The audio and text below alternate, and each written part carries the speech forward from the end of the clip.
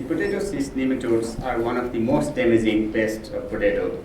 These nematodes originated in the Andes region of South America and are now present worldwide in major potato growing areas. These potato cyst nematodes consist of two species.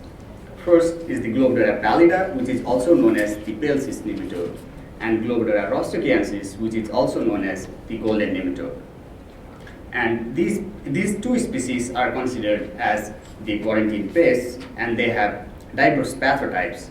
According to the European system of classification, these species, the first one, Globodera pallida, has 3 pathotypes, and Globodera rostochiensis has 5 different pathotypes.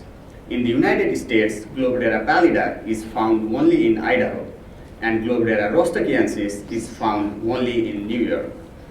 For Globodera rostochiensis in New York, there are resistant varieties that are available, and they have a 4-year crop rotation plan to control this pest.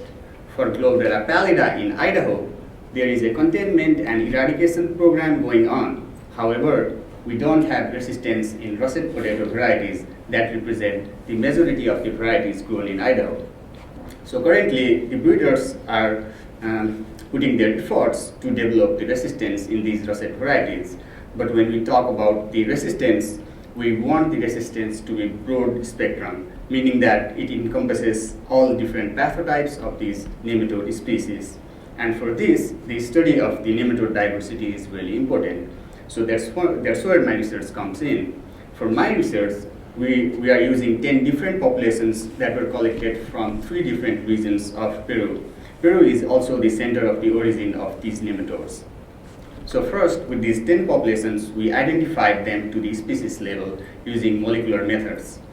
Out of 10 populations, 6 were identified as Globodera pallida, 3 were identified as mixture of both species, and 1 was identified as Globodera rostochiensis. So out of these all 10 species, now we wanted to know how diverse they are. For this, we conducted pathotype assays by using differential lines of potatoes. So these differential lines have different resistance sources, and they can separate the pathotypes depending on the reproduction. So our pathotype assays showed that the nematode species, both of them are highly diverse, and as a group, they contain more pathotypes than that were encompassed by the resistance sources that we had here in the United States. So now we are currently conducting trials using more differential lines. Thank you.